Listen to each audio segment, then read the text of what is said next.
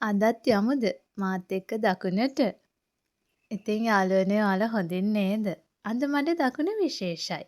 අද යන්නේ මගේ ගමේ පන්සලට. මගේ ගම රන්සෑගොඩ.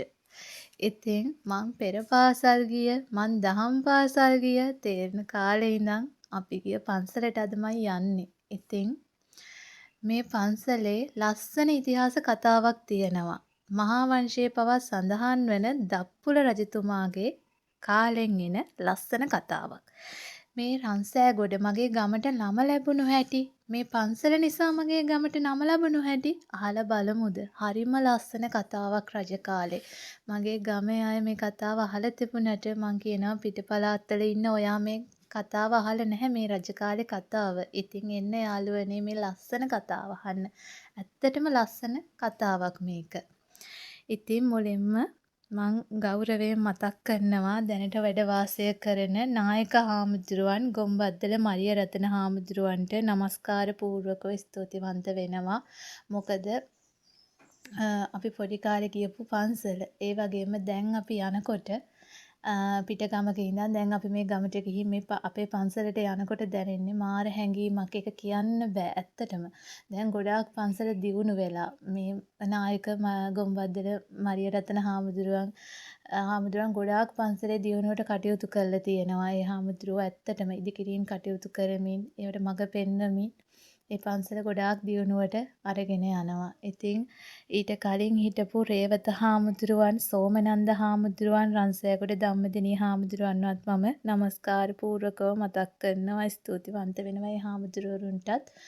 ඉතින් දැනට ඉන්න නායක හාමුදුරුවන් දැනට ගොඩාක් ඇත්තටම ගොඩාක් ප්‍රතිසංස්කරණ කටයුතු කරනවා පන්සලේ දියුණුවට. ඉතින් අපි බලමුද දැන් අපේ පන්සලට නම හැදුණු හැටි. බලන්න ඒ එක්කම මම මේ කතාව කියනකොට අපේ පන්සලේ ලස්සනත් බලන්න ඔයාලා. ඉතින් අපි යමු රජ කාලෙට යන්න වෙනවා. ඉතින් මේ කතාව කියන්න. සැදැහැවත්ම රජ කෙනෙක් වන දප්පුල රජතුමා තමයි මේ පන්සල ඉදි කරලා තියෙන්නේ. ඉතින් දප්පුල රජුගේ බිසවට බලගතුම කුෂ්ඨ රෝගයක් හැදෙනවා.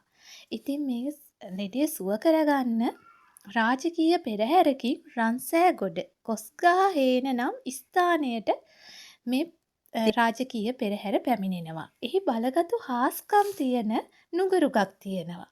මේ නුගරුකට බාරයක් වෙනවා. බාරයක් වුණාට පස්සේ දේවිය සුව අතට හැරෙනවා. ඉතින් දේවිය සම්පූර්ණයෙන්ම සුවය ලබනවා. ඉන්පසු බාරය ඔප්පු කිරීම පිණිස මනරම් කඳු ගැටයක් මත රනින් සෑයක් ඉදි කරනවා. ඉතින් මේ සෑය මහා සංඝයාට පූජා කරලා පින් අනුමෝදන් කරනවා. ඒ වගේම මෙම රන්සෑය මුල් කොටගෙන එම ප්‍රදේශය රන්සෑගොඩ නමින් විවහාරයට පැමිණ තිබෙනවා. මීට අමතරව තැන්පිට විහාරයක්ද කළ බවට සඳහන් වෙනවා.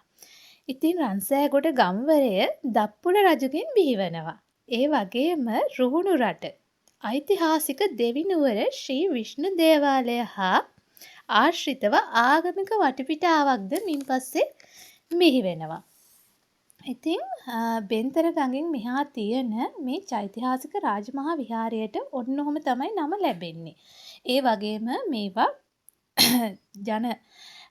ජනකතා ජනශ්‍රුතිවල ඒ වගේම ජනප්‍රවාදවල සඳහන් වෙනවා. ඉතින් ඒ වගේම දප්පුලසේන රජතුමා කරපු දේවල් ගැන මහා වංශයේ පවා සඳහන් වෙනවා. එතුමා විසින් ඉදි කරපු පන්සල් ගැන. ඒ වගේම මම ඔයාලට මේකෙදි මේ පේන්නේ දප්පුල රජතුමාගේ පිළිරුවක් ඉදි කරලා තියෙනවා චෛත්‍ය ළඟ. ඒ වගේම මේ පන්සලේ ගොඩාක් දියුණු කිරීම කරපු රේවත හාමුදුරුවන්ගේ පිළිරුවකුත් මේ චෛත්‍ය ළඟ නිර්මාණය කරලා තියෙනවා. ඉතින් මේවා මෑත කාලේ අපේ නායක හාමුදුරුවන් යටතේ සිදුවෙච්ච දේවල්.